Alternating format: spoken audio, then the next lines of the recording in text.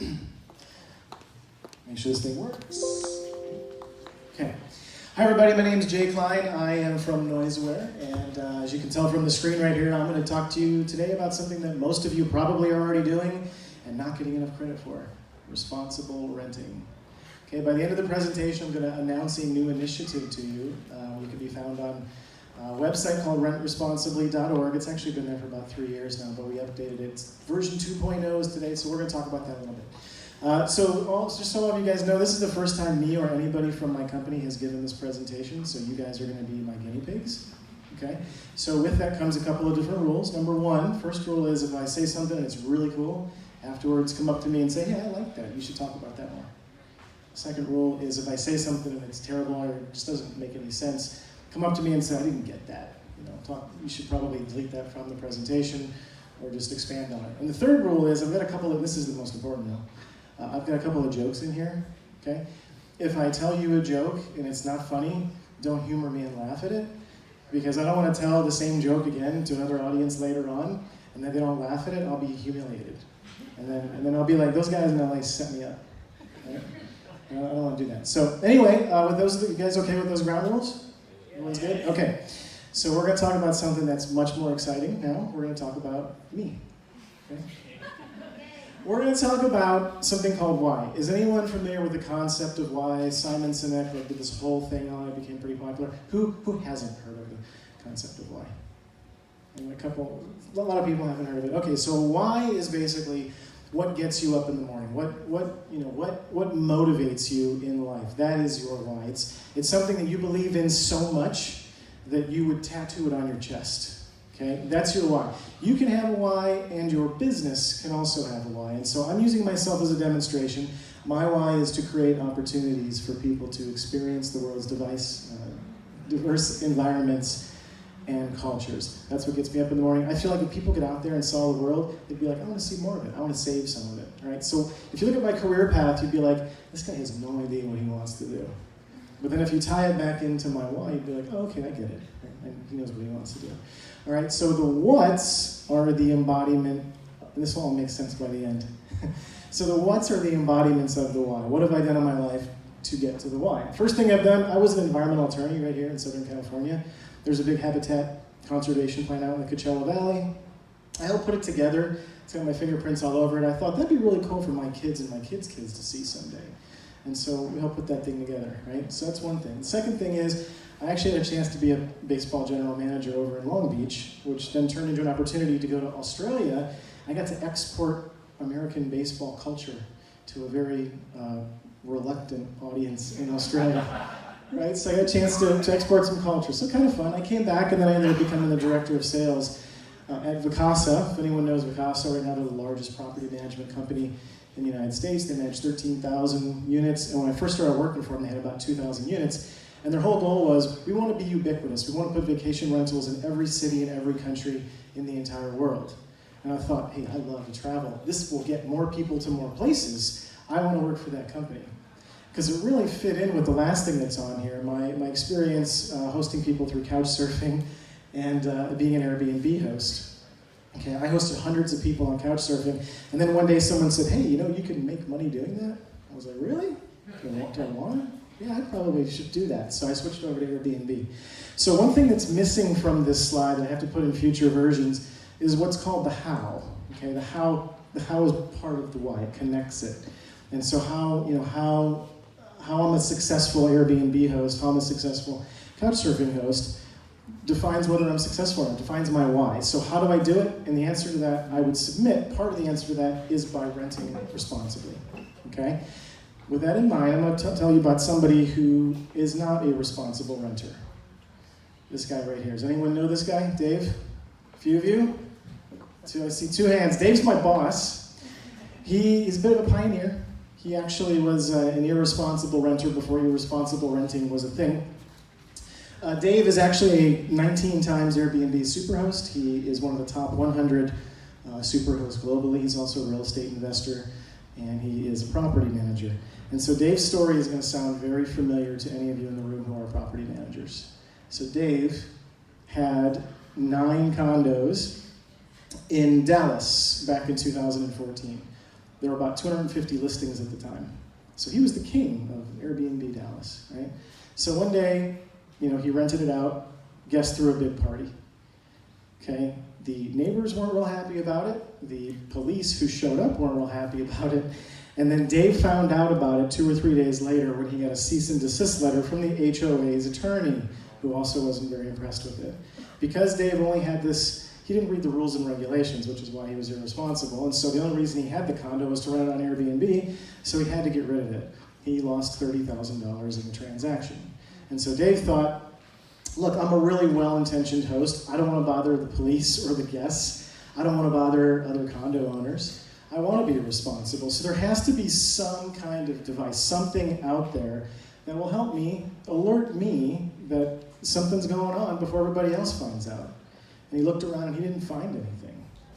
And so a couple weeks later, he met a young engineer, a guy named Andrew Schultz. And Andrew said, I can build something for you. And that's how NoiseAware was born. Does anyone not know NoiseAware? Anyone never heard of us before? A couple of you? Okay, a couple. All right, so basically it looks like a smoke detector. It's a piece of hardware. You plug it in, it connects to the internet, and what happens is it doesn't record any conversations. It just records the noise level, so decibel levels. Okay, and then it sends it to our computers, and then it shoots it back to you in the form of either your dashboard or your telephone. And you can say, oh, okay, this is what's going on in my reservation. So if you look at those, the blue line there that goes all the way across, that's the threshold level that you would set as the owner. And then each one of those other colored wavy lines is the different sensor that's either in an indoor part of the house, or maybe it's somewhere outside of the house.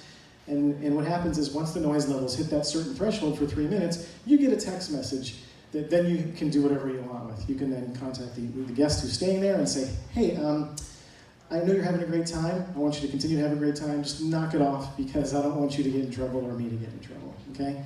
So this is why we built it. We wanted the property manager or owner to know before everybody else did.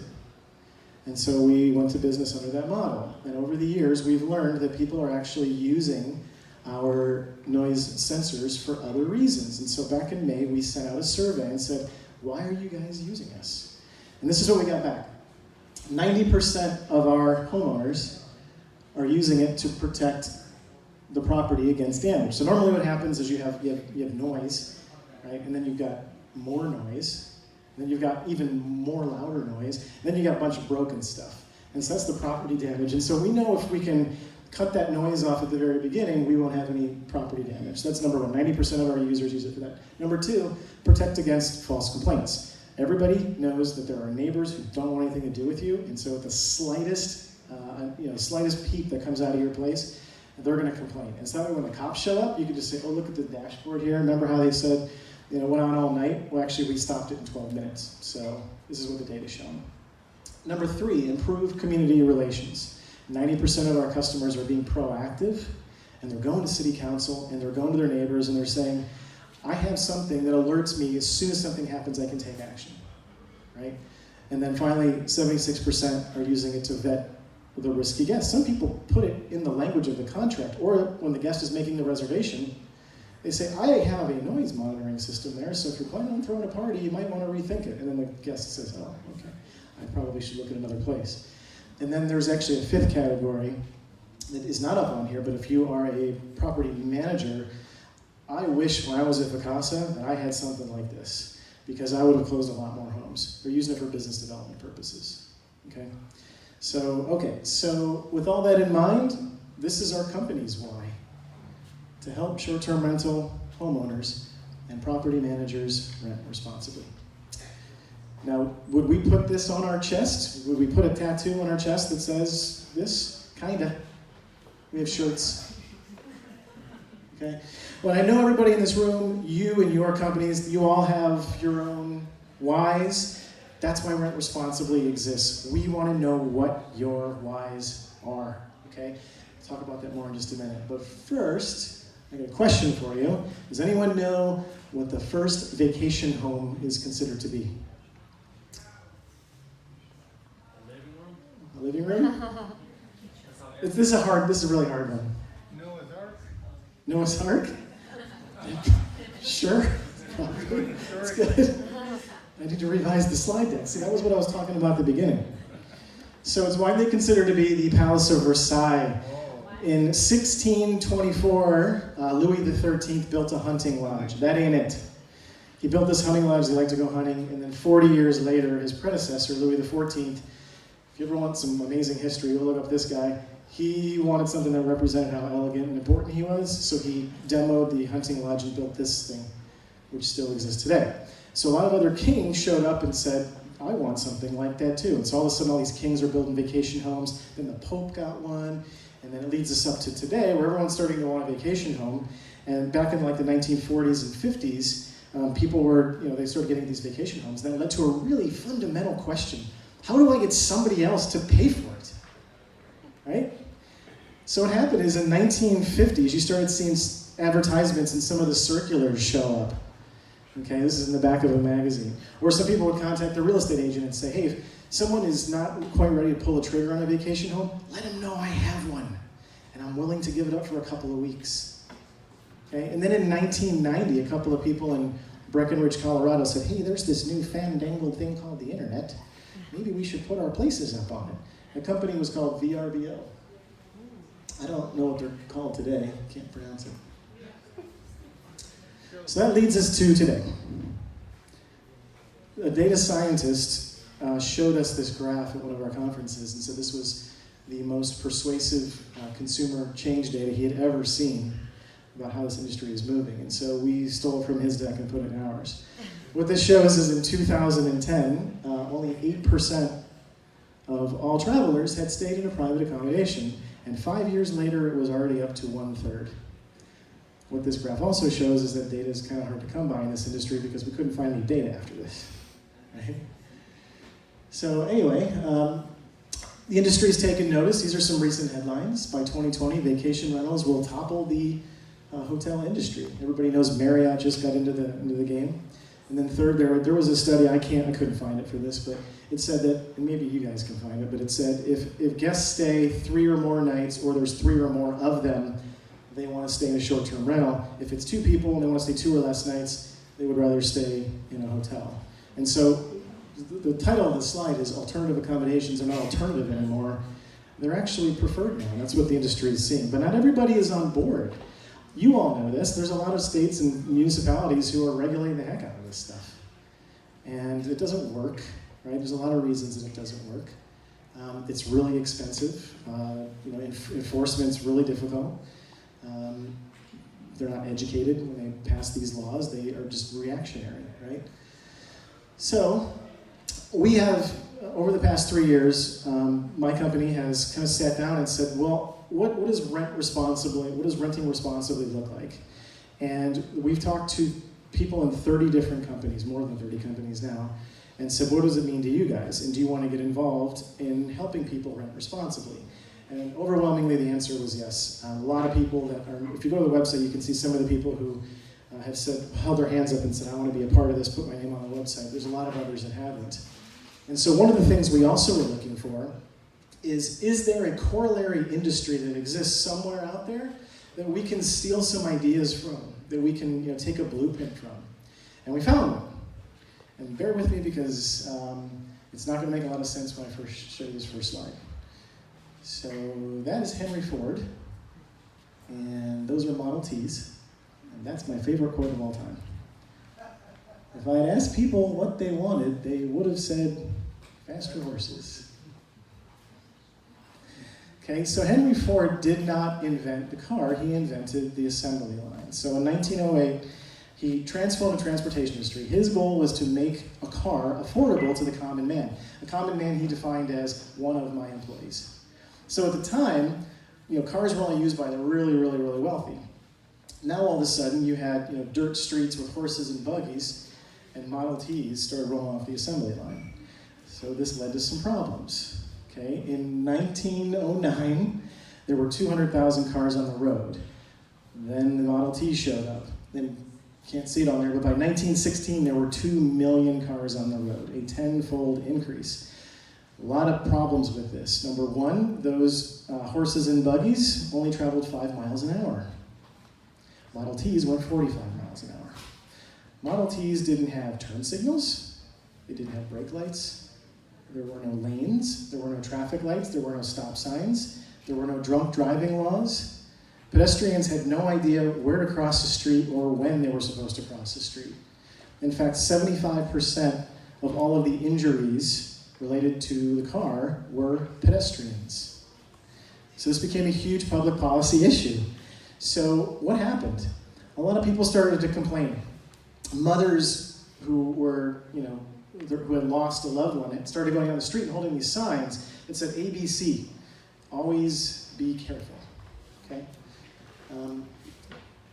And then in some places they started asking the cities to bring more cops around, and that worked. In fact, in some areas like Cleveland and Detroit, 25% of the man hours of cops were spent doing this, standing out in the street holding the sign. 25% of man hours of cops were holding the sign. And then this one guy from Cleveland, which is where I'm from, I thought I'd hear more yays from Cleveland. This guy named Lester Wire, he built this 10-foot tall pole. At the very top of it, it had like these slats. It was like red and green. At the bottom, you would just pull the slats, and the slats would look kind of like a traffic signal. And so he did that because it was too hard to flip the sign. Anyway, it was the first traffic light, right? And so after a while, after a couple of years, they figured out how to make it electronic. And so Lester's invention ended up putting the cops in this crow's nest, okay? So now you had the cost of a cop and then a crow's nest and then the electronic devices to make the thing work. Well, eventually they got rid of the crow's nest and the cops, and the whole thing became electronic.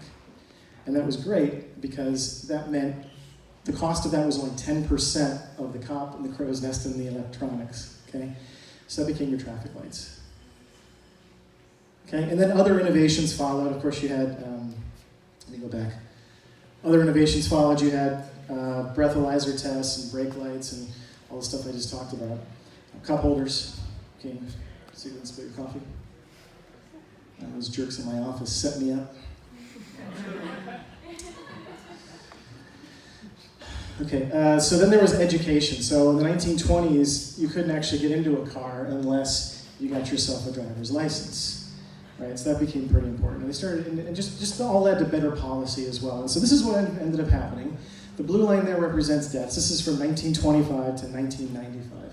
So the blue line represents how many deaths, and then the green line represents how many vehicle miles were traveled. It took 70 years to sort of get all the data for this, but as you can see, public policy really, turned the tide on this and really helped, right? So that is a crash course in the Model T. That was a good one, right? Okay, so question now is, how do we take the Model T and apply it to the short-term rental industry?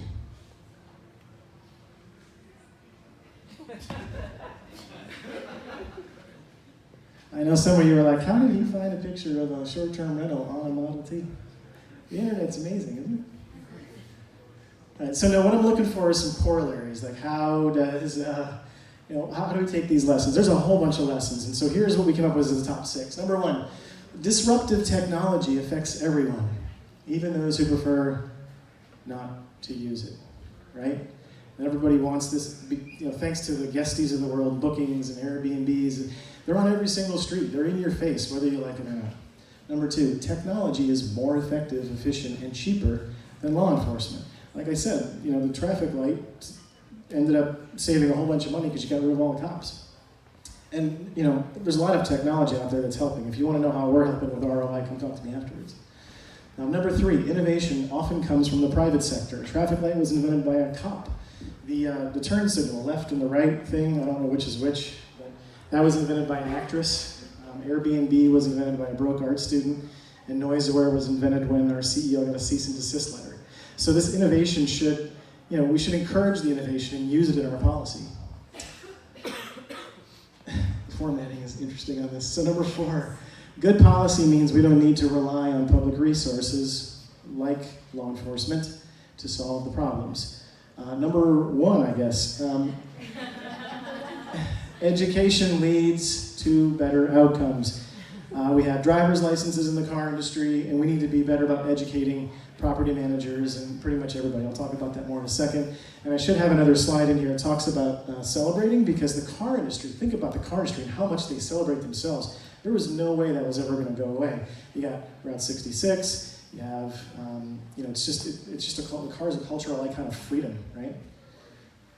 And so we're going to celebrate the short-term rental industry. So all of that leads us to, this is a really cool graph of the evolution of what I just was talking about with headlines. If you follow me here, number one, Nashville cops don't want to enforce Airbnb regs because they'd rather focus on stopping actual crime, right? So you got your cops involved now. Number two, Sausalito steps up law enforcement, hires vendor to stifle short-term rentals. So this you have cops, and now you've got software to help the cops. Kind of the same thing with the crow's nest and everything else. So now it's costing more money. And third, City Council wants to review the cost tied to policing short-term rentals. Things look like they're getting a little bit expensive. Maybe we should investigate. And then finally, the last piece of the evolutionary chart here, cities are now turning to technology to enforce Airbnb rules, right?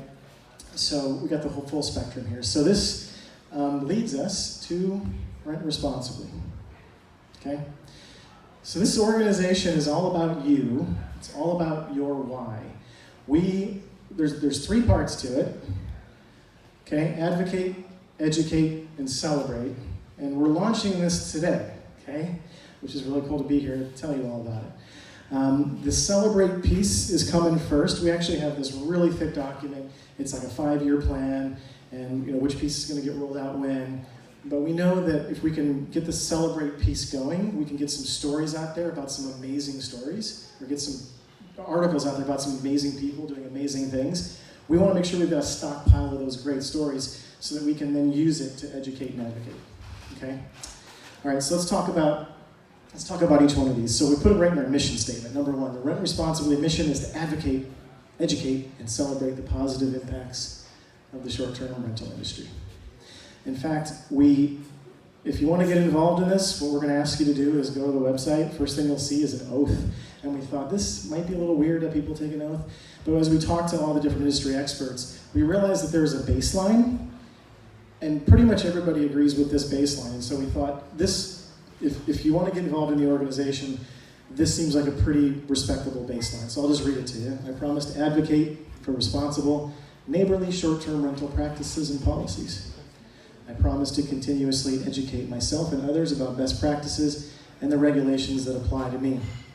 I promise to celebrate the positive impact short-term rentals have on me and my community. Okay, make sense? I don't think any of that's disagreeable, right? So what does each one of these three things mean? Number one, let's talk about advocating. What are we advocating? Well, first of all, it's called Rent Responsibly, so let's advocate responsible renting, right? And that's for travelers, hosts, managers, owners, and yes, cities. Cities that have had success should be advocating that success, and we should be using that success to advocate in other places. Number two, property rights. So part of what I did out in Coachella Valley was takings law, right? It's property law. I was basically telling people, I'm sorry you can't do what you want with your land because there's an endangered species living on it, so we're gonna have to compensate you in some way. And so we did, we had to give them money. Well, I've always felt like this is pretty unfair because this is a problem, this is fundamental to America, right? But it's a property right. So bans are unfair to responsible renters, so a simple legal path to compliance is necessary. Number one again, economic impact. Our industry is fueling job creation and keeping capital in local communities. So my company's based in Texas. And in Texas alone, there are 35,000 jobs that are tied to the short-term rental industry. It generates $3.5 billion in revenue in Texas alone. What legislature is going to look at those numbers and say, not significant? So we should be advocating some of those numbers. Right? California. Yeah, I know. It's everywhere, right? All right, so then educate, right? So the education piece, how do we speed up the learning curve? Number one, educate stakeholders. Who are the stakeholders? Short-term rental hosts and managers, travelers and neighbors, and elected officials. Let me just comment on you guys since you're in the room here. So we want to, part of the education is going to be, how can you guys make more money? Right? How can you be better investors? How can you provide better guest experiences so that there'll be better reviews so that more guests will stay at your place? Number 2, let's centralize all of these resources. Maybe there's some great legislation out there. Let's pull that all together in one place and then use that to advocate. Okay? There's also tons of data and research and white papers that are available. We had a conversation this morning with a data company that said, I've got a bunch of great data, we should give it to Rent Responsibly. Number 3, rising tide. This just basically means there are a lot of best practices out there. When I was at Vacasa, they struggled with linens, and they kept buying these companies and putting bad linen policies in place. Then they bought a company, and the company said, well, this is how we do it. And then Vacasa went, oh, that's how you do it. We should probably do that too. And so Vacasa took a best practice, and then suddenly had a great linen program. And I'm sure that the way you do it and the way you do it are different, so let's get those together and have a couple of different best practices. And this is where we want to keep it, is with Rent Responsibly. Okay? And then finally, number 3 is celebrate. What you guys do is amazing, especially if you are in operations. Okay? When I was at Vacasa, those guys don't get paid anything. They work 24/7, but they never quit. They love what they do. And I'm like, you're the heart and soul of this company. We couldn't survive without you. What you do is amazing. Why do you do it? And we always have these great stories about why they love this industry. Those are the people we want to celebrate. Those are the people we want to talk about. And so that's number 1. Let's celebrate the people of the short-term rental industry. We've heard so much about the bad actors. Let's start talking about the good actors. Okay? Number 2, positive community impact. Short-term rentals have empowered, revitalized, and improved communities. We have someone here tonight that I was talking with, and she said that she's on Temecula, right? And so she's got a little winery out there. And I know that when she rents her places out, she tells them, hey, go to this winery or go to this restaurant. It's not the mom and pop Chili's type places or the mom and pop places. And they just, they trade business back and forth. And so that's what we're talking about there, right? Number 3, short-term rental, positive economic impact. Short-term rentals have unleashed entrepreneurs who are driving the new economy, okay? And this person I'm talking about, I want her to come up here right now. Because she's bringing her kids up. So while she's coming up here, I'll kind of talk about the next steps for you. This is what we want everybody to do. Number 1, go to the website, rentresponsibly.org. Number 2, take the oath. And number 3, tell us your why. There's a little form up there where you can talk about what your whys are. And we just published the first article today about our first celebrity. And this is Jessica. She got first billing because she kind of fit all 3 of those things that I was just talking about right here. And so these are the 3 questions that are on the website. Number 1, why did you get started with short-term rentals? Number 2, why haven't you quit? And number 3, why do you love the short-term rental industry? I'm going to turn it over to her so she can tell you. Before I do, if anyone's interested in NoiseAware product, we have a special promo code for you guys tonight. It's on my business card, which is on your chairs. It's RR2020. The way it's going to work is you get 20% off the hardware by entering that code in. And then we're going to take 20% of the profits and apply it to this celebration piece so that we can tell a lot more stories. So, and I'll take questions in just a minute, but here's Jessica. Hey guys. So we're going to stand in the middle so we can get everybody. Come on, girls. Come over here. So this is my why. My name is Jessica. I'm a single mom. I have 2 amazing little girls, 9 and 10. Which one? 9 and 10. The shorter one is actually 10 years old. And they are my why. So a little backstory about me. I'm originally from Hawaii, born and raised. And I have parents who are both drug addicts. And I didn't want that lifestyle, so I decided that I was going to do something with my life. So I joined the military. I'm in the Air Force. I've been for 13 years in the National Guard. And I'm a refrigeration mechanic. I fix refrigerators, air conditioners, ice machines, boilers, chillers, you name it. I can fix it. And what have I taught you guys? To fix things. So these girls are my little handyman. They come with screwdrivers and they come and fix things. They've changed out. I actually managed my ex-husband's house, and we have replaced, what did we replace at Dad's house? Lights, the toilet, the outlets. We've done it all. And so this is my why. I want to teach them how to be independent women to get things done. So we do vacation rentals. And so I've been in the National Guard. I've been for 13 years. I'm still currently in the National Guard, 2 days a month, 2 weeks a year.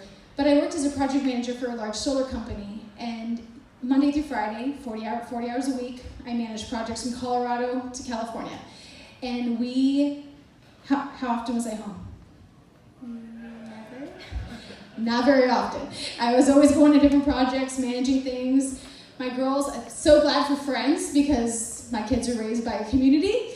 But not anymore. Now that I'm a project manager or a property manager, now I can work from home. I work from my phone. Where are we going in a couple weeks or a couple days? Hawaii. We're going to Hawaii, and I can work from home. This right here is my why. So, but we're able to work from home. We're able to do things. We manage 15 properties between the three of us, and I have another gal that works for us. And we manage 15 properties, and we're able to make the same income that I was making managing vacation rental or managing solar project installations that I do now. And so now I have the freedom. So the why is they have allowed me to have the not only the financial freedom, but the time. So I can take my kids to school. I can take them. Do I pick you up from school every day? No. You can go sit down right now. We walk and then you pick us up. They walk, and then I pick them up. They walk to a corner. And then I pick them up from the corner.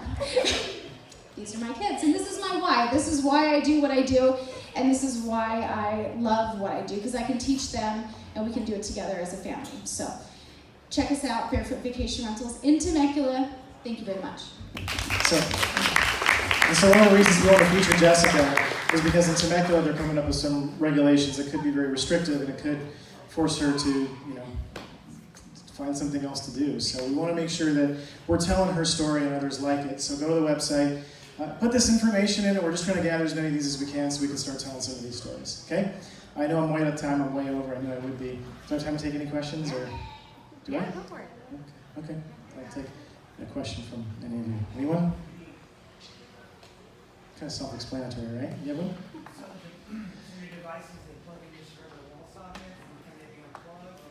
The question is can we plug our device into a regular wall socket, and can they be unplugged? So yeah, it goes into a regular wall socket. We have some guidelines about where we want to put them, right? You don't want to put them next to a vent or an air conditioner that makes a lot of noise. So generally the party usually starts in the, around the kitchen or living room, so you kind of want to find an outlet that probably isn't going to be used that much, put in there.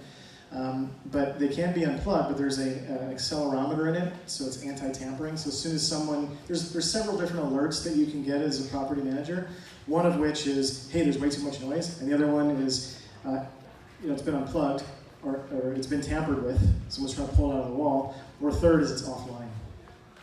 Okay? Yeah. Yeah, you can drill it in. Well, there's also an outdoor one, and the outdoor one relays off the indoor one, so you just screw the outdoor one into, somewhere outside where there's an area where people congregate. Is it double as a smoke detector as well? It does not. No, it's just a noise monitoring device. We do have a partnership with the company who does smoke detectors, and we've talked about adding it to ours. I think that probably will happen. We haven't had a ton of demand for it, but it's enough that it's perked our ears. Yeah. I know you're on your slide where you showed the level, like the blue line or what have you. Is that, because I know like when I go out on Friday night, right, I might have music on as I prepare to go out, right? I know a lot of people do that. Does it catch that if somebody's just prepping to go out? Mm-hmm. Or does it just catch it when, because I would hate to be a host that calls somebody and say, hey, your music's really loud. They're like, yeah, we're pre-gaming to go out, but it's only on your product. Well, it's really up to the person who's, like, if it's the property owner or manager, whatever threshold they want to set. I mean, it's not, probably not is the answer to that question. It's really, it's built, and the threshold level we recommend is sort of at that point where there's just a lot of people there and things are starting to get out of hand. Like, there's one company right now that wants to test us out for dogs barking in their HOA, and so we're like, well, it's not really what it was designed for, but let's see if we can make it work for you. And so, anyone else? Yeah. Do you have to disclose guests? Mm-hmm. Do you have to disclose guests? Yeah. No. No, you do. You do. For sure. You have to let the guests know that you have that service in your Oh, is that what you meant? Yeah. Yes. Yeah, I'm sorry about that. Yes. Yeah. We have quiet hours at our interviews, and for example, after 10 p.m., it used to be like not so loud. Yeah. So is there like a way to set the system? Yep. Yeah, you can set it for any hour you want, any threshold you want. I mean, you can really control it end to end. So yeah. In fact, the way that we often alert guests, by the way, to kind of finish up the question I just had, a lot of times what we'll do is we have some recommended language. Part of the language is, especially if you have multiple rentals, you just say, we're trying to protect all guest privacy. We want to make sure you have a great night's sleep. So that's why we have it in all these different places. It's really to protect you. Right? So, anyone else? Yeah? Is there a hotel version of this you guys are doing? I mean, not a hotel version, but we have this in, it works the same whether it's in a vacation rental or whether it's in a multi-family unit. So, I mean, that version will work anywhere, right? I mean, Yeah. Can I say something real quick? Yeah. That's it.